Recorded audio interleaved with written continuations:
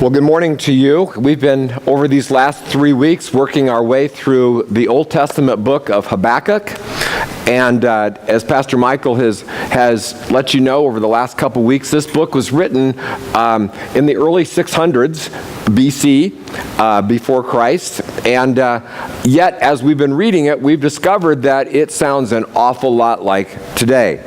And just a quick review of where we've been and the background. Remember that the nation of Israel is now a divided kingdom.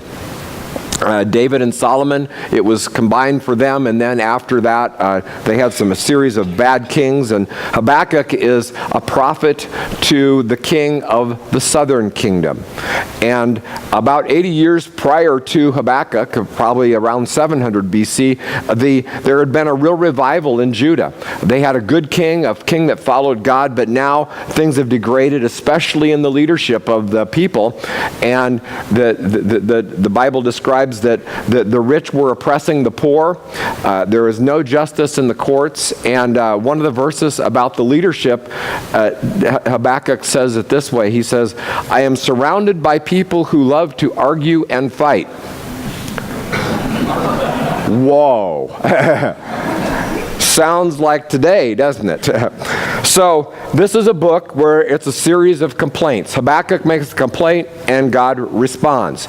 And the first complaint, Habakkuk begins with these words. He says, "How long, O Lord, do I call for help, but you do not listen?" And he describes the problem with the leadership. And he's upset with the corrupt leadership. And he even blames God for it. You can see this in this whole passage, because it may be them that's doing the deal, but God, you're not fixing the problem. What's the problem here? Are you really in control? And that's Habakkuk's first complaint. And so God answers back to him. And he says this. He says, "I do hear you, Habakkuk. I'm not happy with the injustice perpetrated by any nations. But the problem is not that I'm not doing anything, but it's what this verse says, that you would not understand it if I told you. So let me give it a shot. Here, I hear you, Habakkuk, your leadership, the Judah and the leaders will be punished. In fact," he says, "here's my plan. I'm raising up the Babylonians. Their army is very strong. They are cruel. They are greedy. They are dishonest. They worship idols made out of wood and stone. They should get the job done nicely." And I added that last part. And so Habakkuk comes back with the second complaint. And you can imagine what it is. It kind of starts out with the word, "Really, God? Really, God? Can I get a second opinion? Is there anybody else up there that can answer? That's not exactly what I had in mind. In fact, God, that's a bad plan. You need to change it. The Babylonians are bad news. I thought you were a pure and holy and just God. How can you use them? They are far worse than us. Their leaders are more unjust than ours. That's not right. That's not fair. Are you going to allow their evil to go unchecked?" So Habakkuk is full of fear. How could God not see it his way? How can God not listen to his reason? So the last verse of last week, when Pastor Michael left you in the story, Habakkuk says this. He says, "I will climb up to my watchtower. I will stand at my guard post, and there I will wait to see what the Lord says, how he will answer my complaint." So that's where we left Habakkuk last week. He's full of fear. He's really upset with God, and he climbs up in his watchtower to wait and see how the Lord's going to respond to his perfect logic, his complaint, and the way he sees it. And I thought about this just to kind of transfer it to us today. How about you? Have you ever blamed God for a mess in the world when it's really others making the mess? Do we ever do that? Absolutely. I mean, this book was written 2,600 years ago. Think about it. The text of Habakkuk is just as alive today as it was back then. How many of us have literally thrown up our hands with the chaos in our own government and said, "It seems like it's out of control. What's going on? We want to go back to the good old days, whenever those good old days were." And we want it to work. And then we see the world situation. And we've almost come to expect that every night on the evening news, there's going to be something terrible happening, something, or at least weekly, and somewhere in the world. And then we ask the question, God, where are you in all this? Even though it was the terrorists that did the work. And even personally in our own life. It could be in our workplace, it could be at home, it could be in our family, it could be our health. God, where are you? The tide is rising and we feel like we're going to drown. And it's very easy to just be full of fear all the time. So that's where we're at as we begin where Habakkuk leads us today. So we're going to look at these verses, and I think God is going to speak. God spoke to me in an incredible way during this time of preparation, and I pray He does to you too. The Lord answers him back, as He always does, and He says in verse 2 of chapter 2, He says, "Write my answer plainly on tablets, so that a runner can carry the correct message to others. The vision is for a future time. It describes the end, and it will be fulfilled. If it seems slow in coming, wait patiently, for it will surely take place. It will not be delayed." So in these first verses, we ask the question, did Habakkuk's latest set of complaints change God's mind about using the Babylonians to punish Judah? Did God say, "Oh, Habakkuk, you're right. I had never considered that I might be acting unjustly in this case, unfairly. I didn't know that the Babylonians were so evil"? No, in fact, the Lord announces that His plans are proceeding right on schedule and in perfect timing. And God is telling the prophet to write it down. In fact, write it down in ink and write it down on big letters so that the whole world can see. And history shows that Babylon did come to invade Judah, but it was, depending on who you talk to, 15 or 25 years later. And I got to thinking, how often does God give us a vision of the future 15 or 25 years out? And then my question is, would I really want to know what the vision of the future is 15 to 25 years out? And that leads us to the first observation that I made from these passages, and that is to recognize that God is never late and never in a hurry. God is never late and never in a hurry. The phrase we repeat an awful lot around here is, God always acts according to His perfect timing and in His perfect way. He's always at work. But I find myself pretty impatient with God sometimes. After all, God, I prayed on Sunday and it's Wednesday. What's wrong? I mean, why haven't you answered? It's my timing. It's not yours. How come you're so slow? Or Habakkuk's words, when are you going to punish those other guys for their evil? I mean, when are you going to make it right to bring real justice? Or what I'm really saying is my version of real justice. How can you not see this? And that brings us to the second observation that's really connected to it, is that know that sin always brings sorrow and destruction. Sin always brings sorrow and destruction. The passage tells us that God knows. God knows all. He does see everything that happens. He even knows the Babylonians very well, whoever the Babylonians might be in your life. He knows each of us very well too. So to convince Habakkuk, he spends a considerable amount of time with some very sordid details in this passage to make sure that Habakkuk knows that he sees the evil of Babylon. He starts out in verse 5 and he says these words. He says, "Wealth is treacherous, and the arrogant are never at rest. They open their mouths as wide as the grave, and like death they are never satisfied. In their greed, they have gathered up many nations and swallowed up many people." And then to add emphasis, God continues with 5 pronouncements that in probably the best translation all begin with this phrase, "Woe to you." Or another way to translate it is, "What sorrow awaits you?" I'll give you the examples of the 5 that he gives. In verse 6 he says, "Woe to you," or "What sorrow awaits you thieves." Now you will get what you deserve. You have become rich by extortion, but how much longer can this go on? That's the first woe that he points out about the Babylonians. And then he goes on in verse 9, he says, woe to you who build big houses with money gained dishonestly. Verse 12, woe to you, what sorrow awaits you who build cities with money gained through murder and corruption. Verse 15, woe to you who make your neighbors drunk, but soon it will be your turn to be disgraced. Come drink and be exposed. And finally, the fifth woe was, woe to you who say to wooden idols, wake up and save us. To speechless stone images you say, rise up and teach us. Can an idol tell you what to do?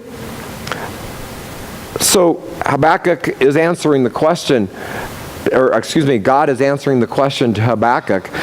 And the question is, God, do you really see? Do you really see what's going on in the world? And I think God's answer is pretty clear back to him. He says, I see. I see what's going on in the world. In fact, woe, woe, woe, woe, woe, I see. 5 times. Babylon, you are guilty. Judah, you are guilty. And eventually, Habakkuk will see his error too, for accusing God for failing to act according to Habakkuk's limited perspective. And it just goes back to the New Testament verse that is so clear. All of us have sinned, and we all fall short of God's glory. And God is saying, I see that. I see that. But the good part of this particular passage this week is that God does not leave us in the middle of these woes. In fact, in verse 4, which is right in the center of this whole passage, he offers what I would call pure grace. And he says this in verse 4, he says, look at the proud. They trust in themselves, and their lives are crooked. But what? The righteous will live by their faithfulness or their faith to God. Sounds an awful lot like the New Testament, doesn't it? In fact, this passage is quoted often in the New Testament. And that brings us to observation number 3, where I believe that what Habakkuk is telling us, the book of Habakkuk is telling us, is live by faith in God and not faith in ourselves. According to these verses, there are 2 different kinds of people.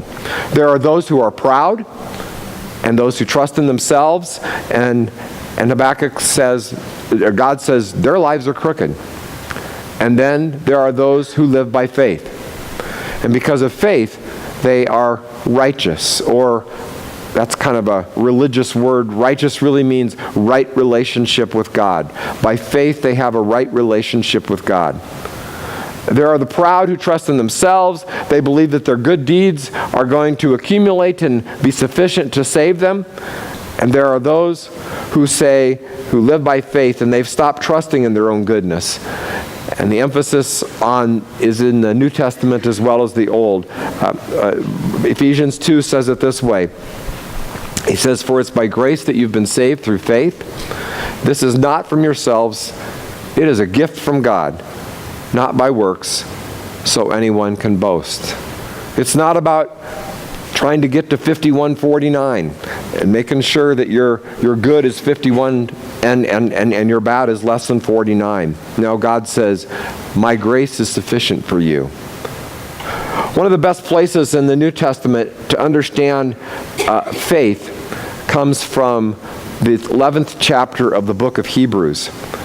Now understand what we're talking about today is in Habakkuk is 600 years before Christ.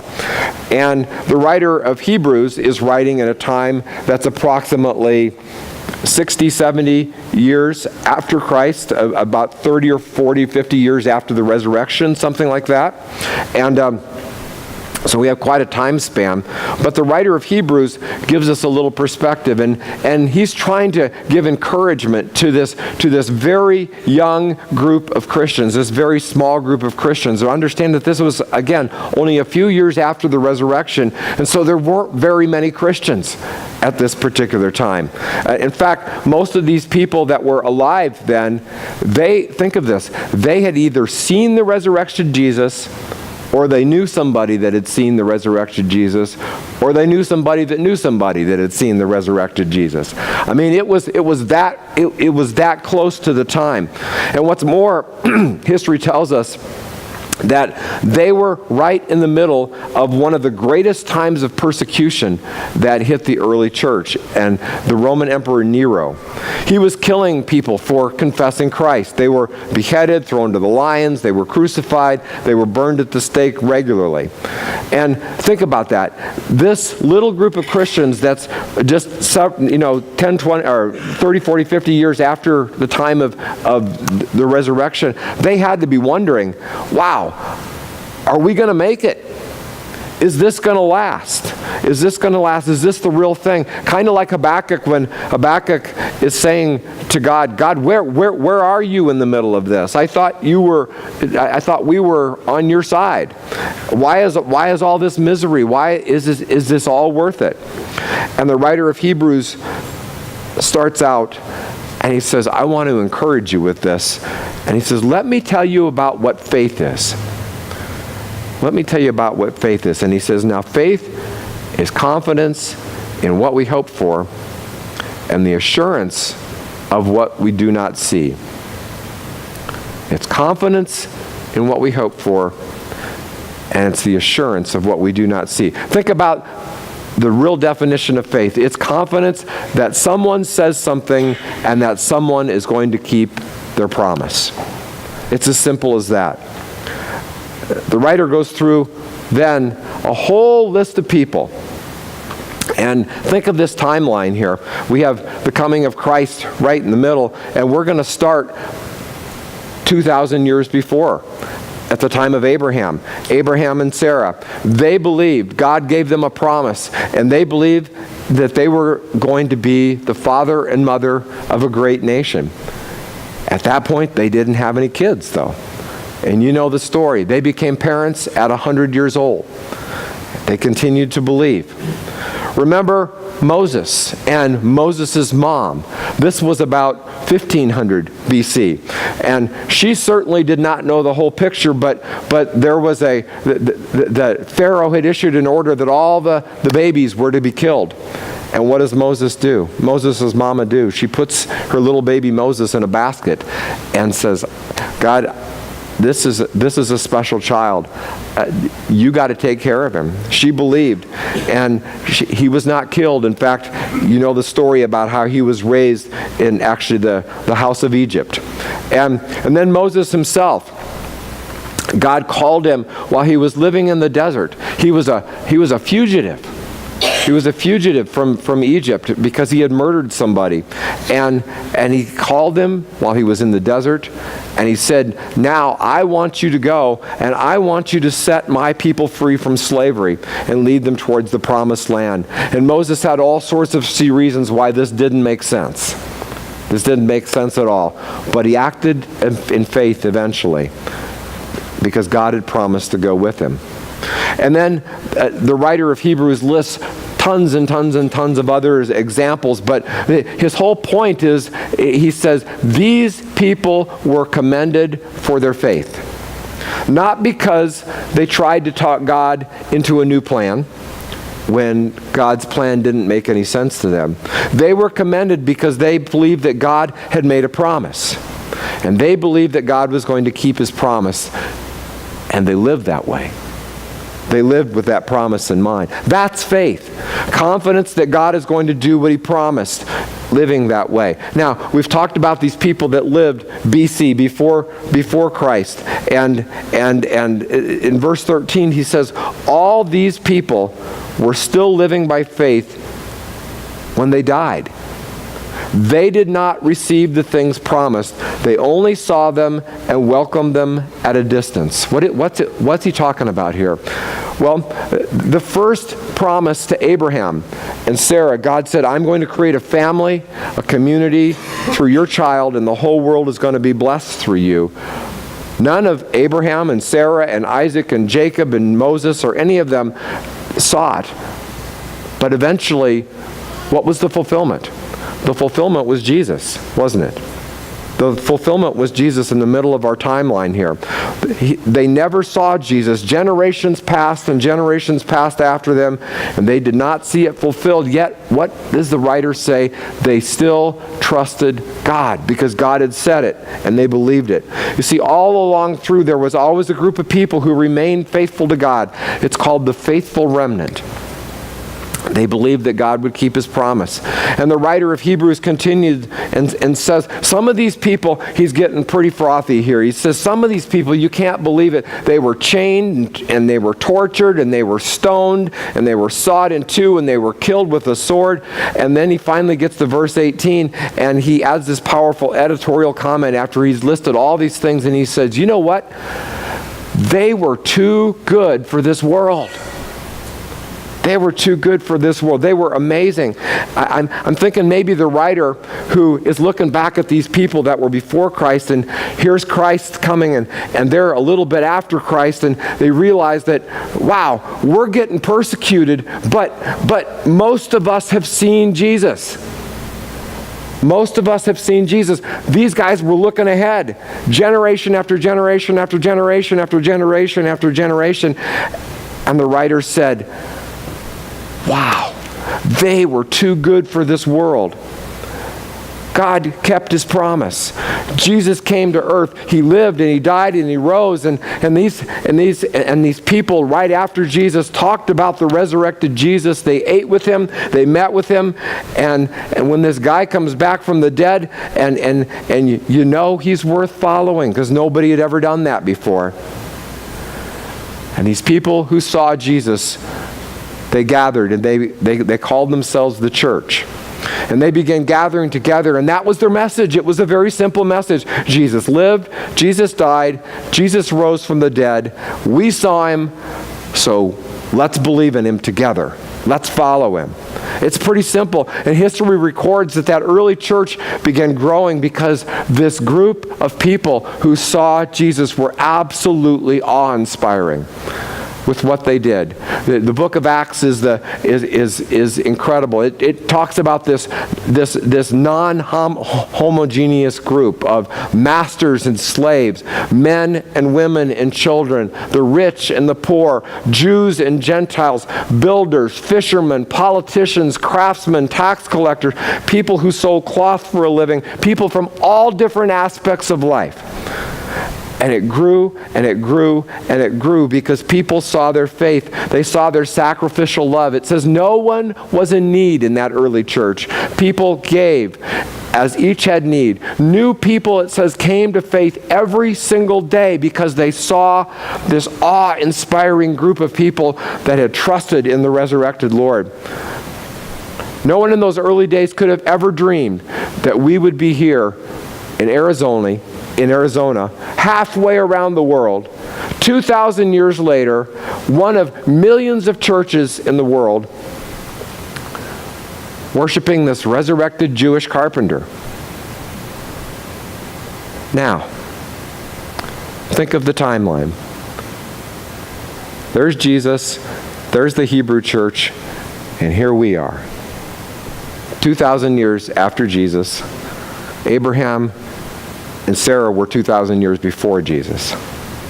Think about that. Sometimes when we hear the news of the day, have you ever been tempted to say, Lord, how long must I call for help?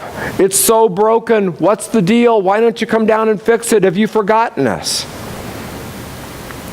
And all this is another way of saying, I'm afraid about the future. I'm afraid about the future. We fret about lots of things, don't we? We fret about who's in the White House and who's not in the White House. We fret about policies that we want changed, policies that we want to be adopted. We fret about that our religious freedom is not what it was when our grandparents lived. We fret about leaders who seem to spend more time arguing and fighting than they do leading. We fret over immigration policies. We fret over taxes and regulations, who should get taxed and who shouldn't, trade policies, deficits, economy, and so many other issues. And please know, I'm not saying these aren't important issues, because they are. They're very important issues, and we need to be diligent in writing good policy, and we need to be diligent in electing the right people. But let's go back, like the writer of Hebrews did, and think about it. We are on this side of the resurrection. We are on this side of the resurrection. Jesus did rise from the dead. It happened. It's documented in history. The church that started from this fledgling upstart group that was witnesses to the resurrection has lasted 2,000 years. Think about that. That's a long time. History is following God's divine plan. God's plan will not be changed.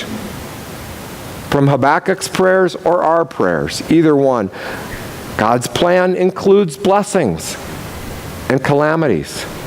It includes prosperity, and it includes pain sometimes. When people sin and evil people cause great hurt, it comes out of their brokenness, our brokenness.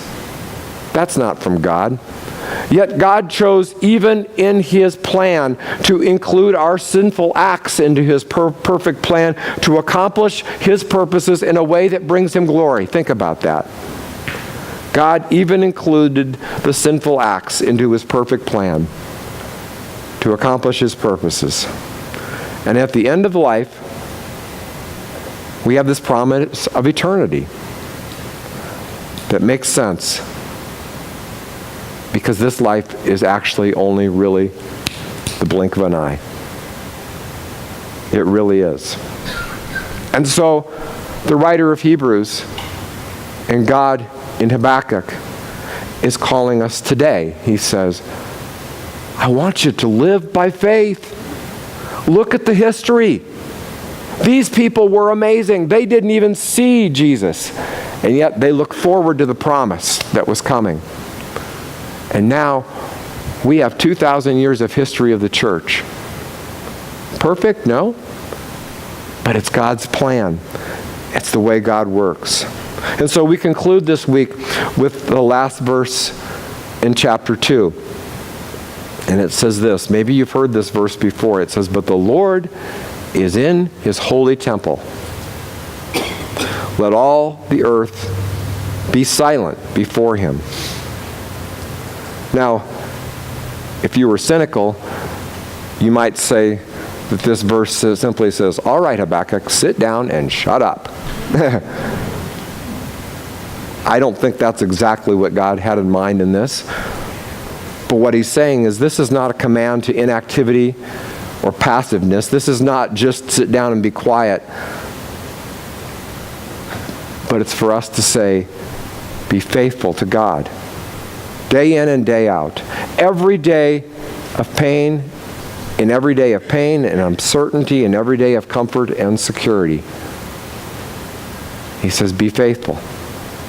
It's a reminder that God's ways are higher than ours. Isaiah reminds us of his vastness, of the vastness of God's ways. And I just want to close with this passage from Isaiah chapter 40. Follow along with me if you would. It says, to whom will you compare me? Who is my equal? Asks the Holy One. Look up into the heavens. Who created the stars? He brings them out like an army, one after another, calling each by its name.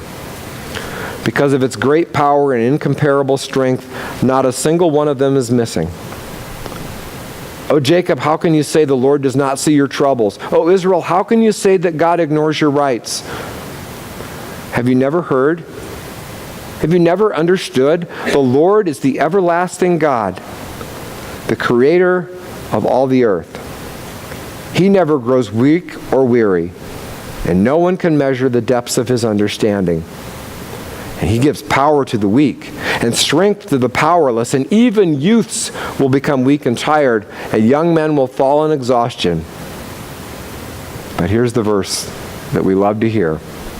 But those who trust in the Lord, those whose faith is in the Lord, it says, will find what?